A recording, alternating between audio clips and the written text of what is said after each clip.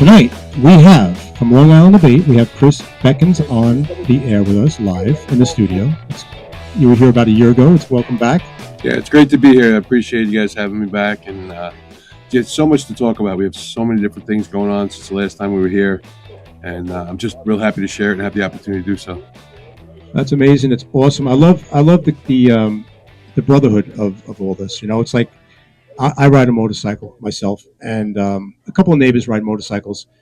But going on to Long Island ABATE's Facebook page, and so you're connected to all the bikers on Long Island. It's great. You know, it's great to keep up to date with everything that's going on. Absolutely. We put the information out there, good and bad. Unfortunately, sometimes things happen where there's some bad information. You know, unfortunately, there's a crash situation where somebody gets hurt. Sometimes they even die. Right. But what it is it puts the information out there so either a loved one knows or even ourselves, we know, we're reminded of the fact that there is a possibility that something could go wrong. You know, by putting that information out there, you know, kind of like hopefully helps the community. Right. Makes you rethink every time you get on your motorcycle. You know, even though it's a beautiful day, these things do happen. It's in the back of your mind. So you're going into schools now. You're teaching driver's ed. Yeah, we actually started a program probably about a year and a half, 2 years ago, where we actually go into driver's ed classes and we teach the young drivers motorcycle awareness, all kinds of different situations. We have a PowerPoint presentation, and life to date, we probably presented to over 5,200 students. Wow. In the organization. And what it is it shows them different crash scenarios, and we stop it and break them down as to what caused the accident or the crash, how they could avoid it. And it makes them better drivers. It keeps us safe at the same time. It's pretty awesome. Right. It's great to get them early before they're even driving, right? Before the bad habits even start. Because, Right. you know, you and I, we're not going to listen to people. Right. We're pretty much set in our ways. It's tough, you know. Yeah. We try to learn, but it's easy to get them before the bad habits. That is talked about in driver's ed, but it's not like a big topic. It's very important, but it might fly by quickly in these students' heads. Yes. So when you going into these schools and you're there for motorcycle awareness, that's the main reason why you're there. Oh, absolutely. What it is, it's mandated in New York. They have to talk about motorcycle awareness Right. in the school. With our program, it gives the presenters an opportunity to have hands-on people talk about this topic. You're not just reading it out of a textbook. You're not, just talking about what you think you know. You know, we're actually out there in the field. We're on the roads. We know what's going on. We have personalized situations where a couple of our presenters have been in situations that are less than fortunate, where they've lost loved ones and stuff because of distracted driving. And that comes out during some of these presentations. And when that does, it's personal. And now they're listening. Right. You know, you're not just reading out of a textbook with slow and showing slides. You're actually telling a true life story. And when you can connect with somebody on that level, they're hearing you 100%. Right. Being there in person makes a big difference. Absolutely. So one of the biggest things, that I know with kids that age in high school and stuff is not just them speeding around, having fun, looking at their phone, but they also have the radio on in their car so loud that they can't even hear the loud pipes save lives. Yep. It's very, very true. The way the cars are designed now, they're more soundproof than ever. The audio systems are incredible, as we know. Yep. And, that people aren't paying attention. And technology can actually make it worse because now they're relying on that side view mirror indicator. Or, they're not turning their heads. And then where you have the people that are driving and they're following GPS, where the GPS will tell you to turn. You're not knowing which third or fourth block. Like years ago, we'd use a map, right? You'd be like, okay, after Johnson, we make a right on Smith. Now they're just telling you to turn. So what do? You turn. You don't turn your head before you turn. You just turn the wheel. And that's what happens. It causes bad situations as well. Right. A lot of people have had that happen. We had one of our events where on the way home from our ride, they had that. And the person was turning from the left lane to exit the road, and she took a guy out.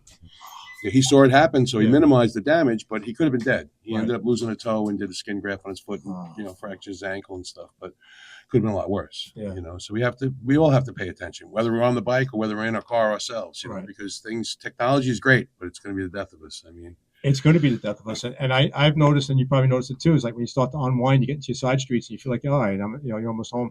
Those are the most dangerous times too. I mean, you start to relax yourself.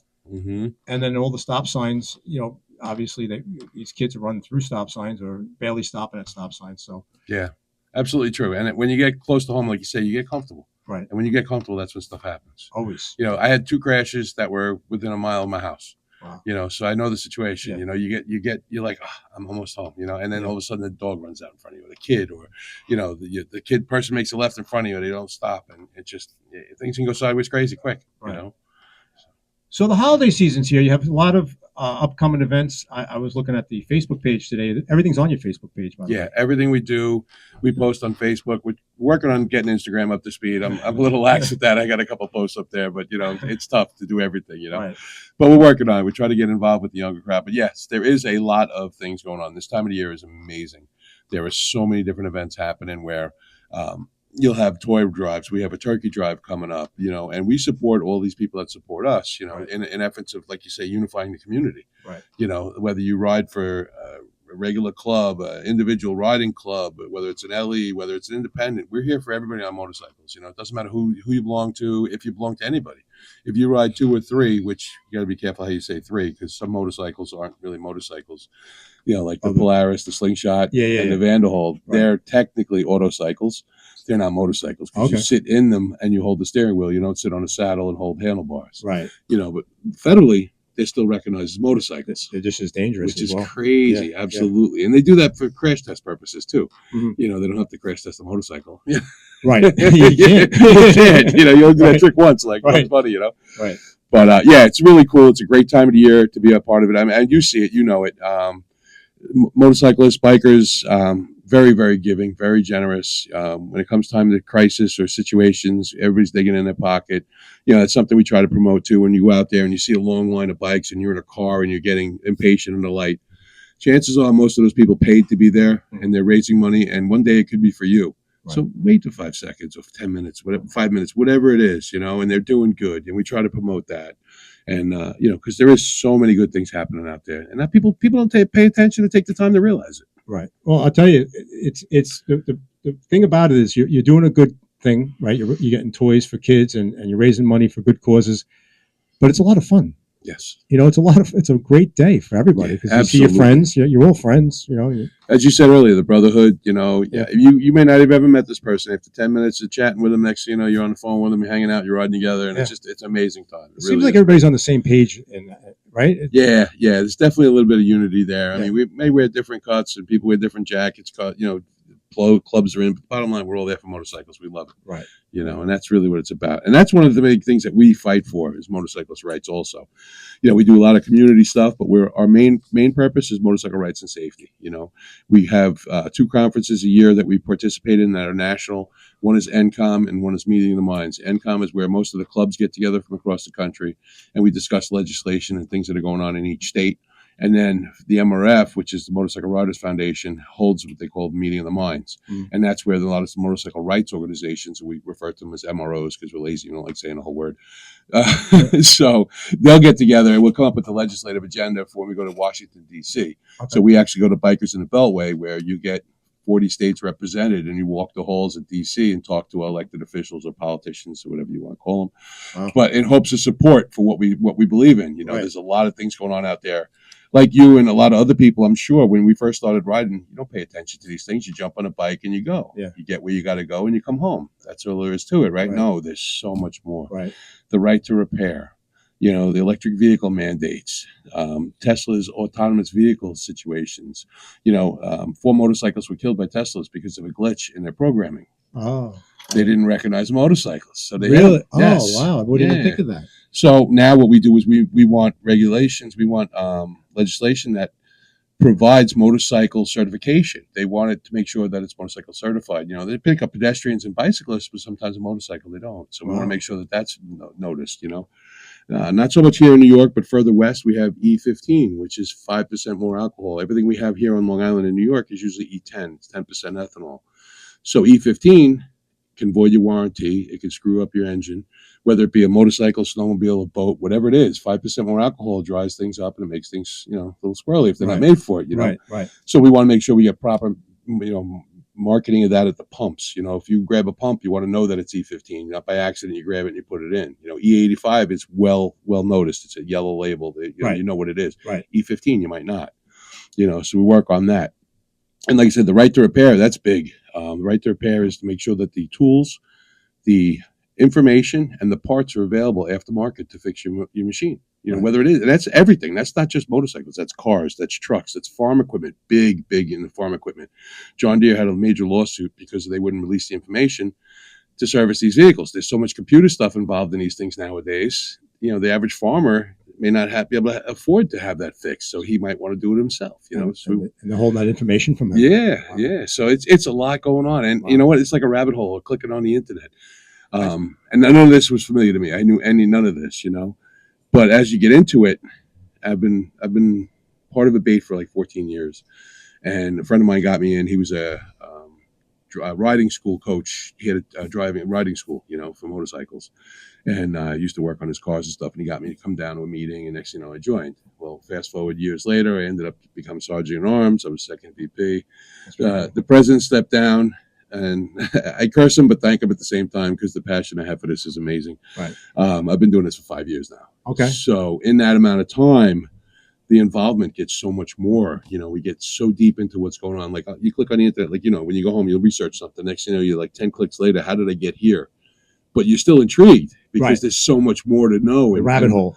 When we do these meetings across the country, we'll talk about things like in Texas. If you have a carry permit, right, and you have a patch on your back, you can't carry, but they'll give you the permit. Really? If you have a patch on your back, they pull you over. They can put you in a gang database without you knowing. Wow. How is that right? Yeah. That's not right. Like you're a gang. Right. Regardless, you could be an AMVET rider. It doesn't matter. You have a patch, you can put you in a gang, and without you knowing. So now, fast forward 10 years later, you're trying to get a security job somewhere, and all of a sudden, now you're a part of an outlaw gang. What is this? It's a motorcycle club. Yeah. Meanwhile, it could even be a riding club. They're not recognizing what it is. No, it's crazy. That's what we get out of a lot of those country meetings we have across the states. Mhm. It's amazing, and like I said, the more you get into it, the more there is. It's wild. That's crazy, man. It is. It's nuts. You can pull you. They can lock you up and not using a turn signal in Texas. In Texas. Yes. Wow. Do you have to wear a helmet in Texas? I don't. I'm not actually sure. I'll be honest with you. I know, obviously, Long Island we do. Right. I always wear it, no matter where I am. I do anyway too. Now at this point in my life, it's never really been about the helmet. It's always been about the choice. In reality, New York, it's really tough. We're never going to get legislation at this point in the game to get people to go for that. Like you, I'm wearing my helmet all the time. I've had 3 major crashes where my head's been in a bucket every time, and I'm going to continue to do that. It's up to you if you're willing to not and take that chance. It's up to you. But in New York, unfortunately, it's a mandate. You have to wear it. So, I know Pennsylvania, it was an issue where they were threatening to pull it because it's helmet free in Pennsylvania. Right. So there was this legislation that was coming about because one of the constituents had lost a family member, and their elected official was trying to do some good for them and try to show his worth, I guess, and put a bill together. But they're fighting that and stuff. So, but this is just, like I said, some of the stuff that goes on. It's just crazy stuff. You don't realize it until you get involved in it. Yeah, and the more you get involved, like I said, the more you get involved, the more you can get involved because there's so much. There's enough time in the day for what's really got to be done. And the more you know, the more you're fighting for things. Right? Absolutely. The more you get involved with it, and the more you can't look past it. Yeah, and it's all a free gig. Like we're all volunteers. None of us take a paycheck for any of this. Yeah. Well, I put more work into this sometimes than I do at my full-time job. Right, because your heart's in it. And absolutely, we set up at events. We've on weekends we've been out like 2 or 3 different events over the course of the weekend. You're putting up the tent, you're hanging out, you're spreading the information, you're spreading the awareness, trying to get people involved, and then the networking that goes with that. Because now you do what you do with the DJs and stuff like that. This guy's a plumber. This guy's a roofer. Right. Now we network, and you actually help each other. We also do something with Long Island ABATE where if you have a business and you want to promote it and you're willing to give ABATE members discounts, we'll promote you, So this way it works out hand in hand, It's kind of like a little reciprocity, so to speak. That's great. I love that. It is. It is really, really good. And it gives more worth to it. When you join Long Island ABATE, there's a couple things that happen. You become informed in what's going on. You get updates on legislation, which we talked about. We also, when the times come, we do what they call a call to action, where we'll send you an email blast, and it'll be a link to your elected official, where you can sign it and send them a letter as to something that's going on. You also get electronic email newsletter every month. And then, there's also stuff that I don't really like to talk about, but it comes with it. There's an accidental death in this amendment policy. With Long Island ABATE, it's $4,000. Okay, God forbid you get hurt or you die or lose a limb, you get $4,000, or if it's a limb, you get half. And then when you're a member of Long Island ABATE, we've teamed up with Jim, who's the past president. He's got National Core, which is basically what we do, but on a national level. He'll disseminate information state by state. Okay. Everything we do is here on Long Island, But like if he's got something going on in Kansas, he'll send an email blast like we do here, but he'll send it to Kansas. So he's for everybody. He's got like 50 states. He's got members in, plus Canada and Puerto Rico. And that also adds the ADD policy too. So now you're up to 7,500. Wow. For $25 a year. That's great. Yeah. God forbid you ever need it, but it is there, as well as the discounts of the various vendors and stuff, and the community, the gateway of the community. It's amazing. Whether it be riding buddies, whether it be people who do services for you, whatever it is, even your services, it's just awesome. It really is cool. Teamwork, man. That's the bottom line there. Yeah, it really, really is. It's really cool. We do 5 events a year, which is really awesome. We do an awareness run. Usually it's the end of April, right before May, because May is Motorcycle Awareness Month, where we'll get together at like the Dennison building over in Hauppauge, and we'll have a police escorted ride. We'll have a bunch of vendors there and displays. We have like a cone riding display where it shows people the parking lot skills, which is something we promote, practice. You don't get good at anything by not doing it. Right. And because you've been doing it for 20 years doesn't mean you're doing it good. It just means you're doing it long. So in the parking lot, those skills are like when you're going through the cones slow. Can you slow ride? Yep. And a lot of experienced riders who've been riding for years have a hard time with that. Absolutely. There's some stuff out there, and there's some guys out there. There's a bunch of Facebook groups and stuff. And if you go down that rabbit hole, there's some amazing people out there that have such control over them. They make them dance. It's incredible what they do. How slow you can go. Slow, and the cones, the maneuverability. I mean, you can do an 18-foot circle with a full dress Harley. There are some guys out there who can do like 17 and a half. Wow. I could barely do it 20 on a good day because it's been a while since I've been practicing. Well, I practiced that a lot when I took my road test because that was one of the things you had to do, right? You had to go in and out of the cone. Yeah, I used to do that, circles, figure eights and stuff. It's been a while since I take it now. Now, a lot of times they have a lot of these motorcycle schools, which we also work with. We have On the Road Again. We have Big Apple. There was Trauma, but I think Trauma just closed. When you're a ABATE member, you also get a discount with that. And they do a waiver class. So you actually go in there, you take the computer class, you go in there and it's 2 days, use their motorcycle, and then you just go to DMV with the waiver and you get your license. You don't have to take it with DMV anymore. So it's really cool. That's really cool. So you don't even have to really go in. Yeah. It makes it for you. Yeah, pretty much. Like some of the things with COVID, some good things come out of it. When it comes to convenience with COVID. Yeah. Right. Some of it, I don't like talking a lot about it because it's, whatever it is, but convenience is definitely something that benefited from COVID because you get anything on your phone with a touch of a button now. You get anything delivered. It's amazing. Right. You just have to be in person all the time now. They found out they can do it that way. That's why. Yeah, absolutely. And that's a necessity. That's the father of innovation, they say, right? So, but yeah, we do so much stuff. After that, we have our Veterans Awareness Run, which is amazing. This year, we're going to be reaching $1.5 million.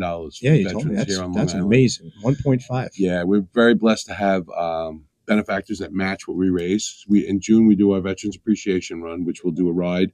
We do a little flag ceremony for the veterans. We have a couple of veterans come out, and we'll present them with flags and stuff. Then we do an escorted ride, and then we raise money throughout the whole year after that for the veterans, whether it's at a meeting, whether it's at a public event. We'll have a Vets Jug out there, and everything we raise gets matched 2 to 3 times. So if we raise $10, it could be $40. Right. So at the end of the year, this year, we're giving away close to over $100,000. We're giving away this year alone. And you're up to 1.5 million. 1.5 million. That's amazing. Yeah, it's been about 20 years from what I hear because I wasn't around and involved back then, but it's amazing. Like I say, generosity. And let's face it, if it wasn't for the veterans, we couldn't do what we do today. Not at all. You know what I mean? Yep. So we show them as much support as we can. There's a lot of veterans organizations that support us. Again, it's a networking thing. It's really, really good stuff going on. So ABATE stands for American Bikers Awareness Trainers Education? Training and Education, yes. Training and Education. Yes, that's the acronym. It varies across the country. In some states, it's it's a brotherhood against the totalitarian enactment, which was the original version. Right. That's less received by the politicians. They don't like that as much. There are still some out there that have that acronym. And it's funny because if you go down the history of what ABATE was, it actually started from Easy Rider magazine in California. Oh, nice. Yeah, and I believe they were looking to do it nationally, and then it turned into like individual state chapters and stuff, and they did their own thing. Okay. We were part of New York ABATE years ago, and the ideology was a little different than what we wanted, so we ended up separating 14 years ago and became Long Island ABATE. We're our own 501c3 non-for-profit organization, and we do what we need to do here on Long Island. Right. You got people upstate on a farm. They live a different life than we have. They have different conditions, different needs. We're blessed to have all the amount, as much as people don't like the potholes and the road conditions. We have a lot of people down here. The schools we talked about earlier, we're able to do that because we have such a high concentration. Upstate New York, you have one high school. Yeah, you have 35, 40 miles till the next school. Right. We have 3 miles and there's another high school down the block. So we're actually able to reach those kids. And how many schools are you up to on Long Island now? 194 schools total so far. Across Long Island? Yeah, and that's a total of 5,328 students in the life that we've been doing in schools. And you're getting to them before they actually get their license and get out there. And before the bad habits start. Right. And then afterwards, in August, we have a annual camp out, which is a blast. You got to come check that out. You got to come check that out. That's at Cathedral Pines in Middle Island. Oh, nice. And what that is I mark it as the most fun you can legally have in a county park. It's great. We have bike games. It's the only thing on Long Island like it. It's a surprise there's not 10,000 people there because it's so cool. I love camping. We have food. We have bands. We have like I said, adult. We have motorcycle games, and it's camping. We market it as a camp out because if you're having a really good time and you're having whatever you're drinking or doing whatever you're doing, we don't want you on the road. Right. So we market it as a camp out. And the way it is, it's a huge field, and the campers outline the whole field, and then everything happens in the middle. So we have like so you're surrounded. Yeah, you're pretty much in it. And it's a great event. You want to talk about it beautiful? I mean, we go there Thursday. We spend Thursday and Friday there earlier because that's when we have our fun. Right. Because Saturday's game day for us. We got to go out and work. We got to work the games. But it's amazing. We had over 200 people there again this year, and it was awesome. You get the kids involved now, which years ago was different. The whole community's changed a little bit now. Kids are definitely more involved in what we're doing. Right. And we want to get them involved in what we're doing. So we want to get them involved. So it's when they become motorcycle riders and stuff, they're educated and they're drinking the same soup. At an early age, the earlier you get them, the better you are. That's absolutely awesome and true. And then after that, we have our St. Mary's one, which we just did. Right. And then after that, we have our Christmas holiday party, which is in December, which is free to all members. It's the ABATE party? Yeah, it's the ABATE Christmas party. One of our big supporters, Robin from Frogs. She has two establishments, Filthy Frogs in Ronkonkoma, and she's got Frogs Bar and Grill out in Yaphank. She hosts the event so far, and she puts out the food for us. We do something with a band, and like I said, it's free to members. If you're not a member, it's $10. I mean, where are you going to go for a night like that? And it includes a meal. You have a cash bar. It's on you after that, but it's another great event. It kind of like kicks off the year, and it's kind of like a thank you to everybody because we have a lot of support from the community and stuff. And it's great stuff.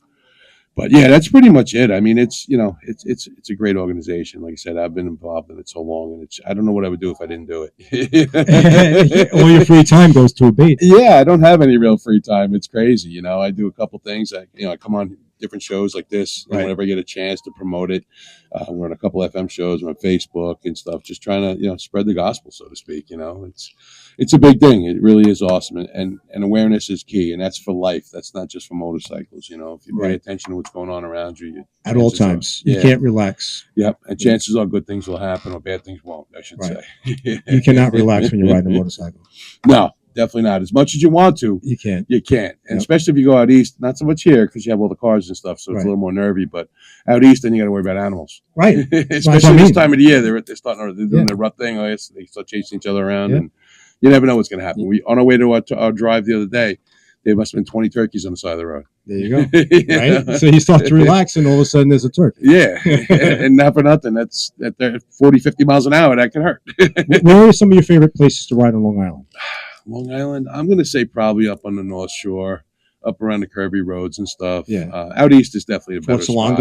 Yeah, that's nice too. Yeah. Absolutely. That area is nice. I mean, I grew up in like the Smithtown, St. James area, so up in like Nessequag and 25A River Road and stuff like that's kind of cool. Early in the morning before the traffic comes out. Right.